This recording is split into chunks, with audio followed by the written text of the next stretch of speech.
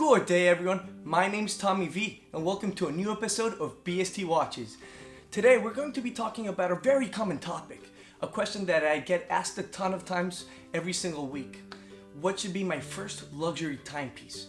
So people usually ask, should I go for Rolex because that's everything I have in my head? Or should I go something a little bit less expensive until I get a little bit more money and then I can eventually buy a Rolex when I'm more comfortable? So that's what we're going to be talking today. 4 different watches, 3 luxury ones, and one actually pretty affordable watch that's under $500. Wait until the end because that's the last watch we're going to be talking about.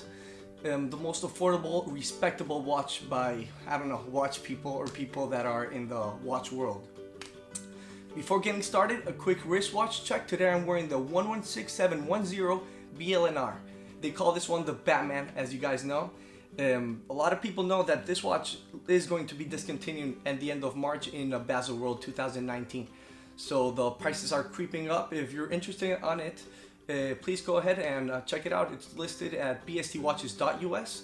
Very competitive price, and prices are moving fast. So just be quick if you're really interested, okay? So let's go.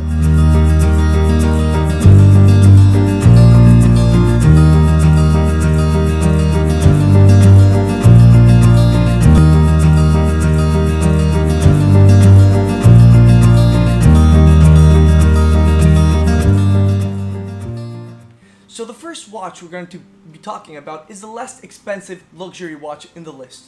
So we're going to talk about my first luxury timepiece, the Longines Hydro Conquest. To talk about the watch, I will have one here, mine. I bought this one around 2 years ago for my 20th birthday. It was a very important time for me. It was a very expensive purchase for me at the time, if you think it or not, because of course this watch is under $1,000. It's not affordable, but it's a really good price for an entry luxury timepiece.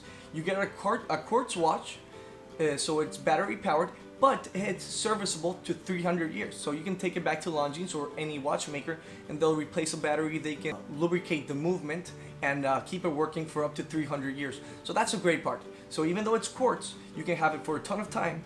And it's a great watch. The Hydro Conquest is 300 meters water resistant, and just like this one, this example has a beautiful blue sunburst style. Just a great watch to have, and the unirotational bezel that moves. Let me see if you can hear the noise. Ah, beautiful cracking noise. It's a great bezel. So, pretty solid watch. You would want to think around $800, let's say. The retail price is $1,400, I believe, for the automatic one, but I would go for the quartz because you can get it for around $800, and it's a fantastic watch. You can't really get a watch for this price, and really they hold their value. You can sell this watch used for around $600, so it's a pretty decent watch. Alright, let's keep going. Now the second watch we have on the list are Omega Seamasters. Considering pre-owned Omega Seamasters that are around 20 years old, usually on the quartz area. So if you want a quartz Omega Seamaster, I'm going to put an image here. They're around 36 to 40 millimeters, depends, and they have different colors. That's the cool thing. You can have the watch that really fits your personality, the one that you really like. Now, we've had 2 of these that we've already sold in store. We saw here, I'll show you a Seamaster Aquaterra. That's 36 millimeter quartz. This watch we had it listed for $1,400, and it's a solid watch. 150 meter water resistance, and you get a quartz Omega that you can have it serviced forever for the 300 years. And honestly, the build quality on these Omegas is much better than the Longines. The Longines is pretty good, but for $500 more, which is a lot because it's around 50% of the Longines value, you get a much better watch, better build quality, and the image. If you have a Seamaster or an Aquaterra, people notice from 2 miles away that you have an Omega, and it gives you a really good status without really spending that much money. Imagine $1,500, and most people think you have a $5,000 watch on your wrist. Different types of Omegas. They have the iconic bracelet, again 300 millimeters water resistance when you go for the Seamaster Professional. And this one actually also has the unirotational bezel, the iconic Omega bracelet, and most importantly, the clasp. It has easy extension clasp that makes it much bigger, so you can put it on top of your dive suit. The clasp is much better than the Longines, so I think that the biggest difference is there. Now the third and last luxury watch that we recommend for you to have for your first luxury timepiece is a Rolex Oyster Perpetual or Air King. They can be vintage or modern, but definitely you'll have to go for the pre-owned ones. Here we have a 34mm Air King. This one's from production years from 2007 to 2017, so it's pretty modern. You have the more modern 904L steel that Rolex has used, highly anti-corrosive and anti-scratches. Has the awesome build quality on the Oyster bracelet. You know, modern Rolexes, they're built much better than the vintage ones. Obviously, they have a little bit of a different looks because of the wider lugs and the thicker case. But also, you have the awesome Oyster clasp. This clasp is the best in the business.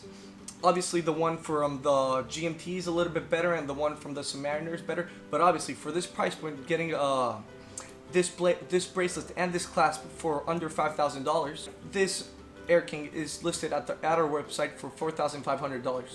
Now, if you go a little bit more vintage, you can save yourself $1,000. Or going Oyster Perpetual, same thing. From $3,000 to $4,000, you can get a really cool Oyster Perpetual or Air King vintage. I'll insert a couple images here so you have kind of an idea of the look. The only thing, when the vintage watches, you'll have to take a little bit more care of it because of the crystal. It's not sapphire, and just the movement. The movement doesn't have the anti-shock protectors that the modern watches do have. Now, you can check this watch out at bstwatches.us. I think it's a beautiful watch. Look at that rhodium-plated concentric dial. It shines very different with different types of light. When it's darker or lighter, it has different tones. It's just beautiful. Check it out at bstwatches.us. Alright guys, so the last watch we're going to talk about, the bonus one, is the 007 Seiko SKX.